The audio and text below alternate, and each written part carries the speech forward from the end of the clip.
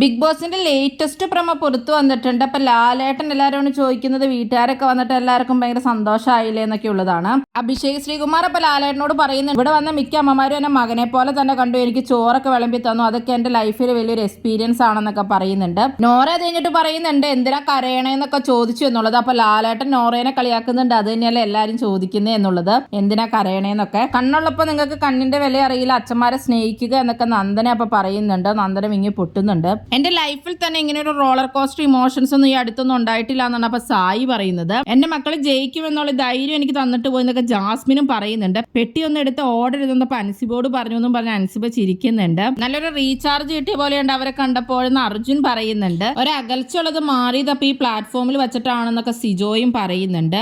പിന്നെ ഒരു പ്രമോ വന്നിട്ടുണ്ട്, ഫൺ ഗെയിം കളിക്കാന്നൊക്കെ ലാലേട്ടൻ പറയുന്നുണ്ട്. ആക്ഷൻസ് കാണിക്കുമ്പോ സിനിമ ഏതാണെന്ന് പറയണതൊക്കെയാണ്. അപ്പൊ സായി അങ്ങനെ കാണിക്കുമ്പോ അപ്പൊ അർജുൻ പറയുന്നുണ്ട് പൈന്റ് ആണോ എന്നൊക്കെ. അപ്പൊ അത് കഴിഞ്ഞിട്ട് ലാലേട്ടൻ അവിടെ ചിരിക്കുന്നുണ്ട്. പിന്നെ അതിനുശേഷം ഋഷി സുഗമോദേവി ഇങ്ങനെ കാണിക്കുമ്പോ ലാലേട്ടൻ അത് ഋഷിനെ ഇമിറ്റേറ്റ് ചെയ്ത് കാണിക്കുകയൊക്കെ ചെയ്യുന്നുണ്ട്.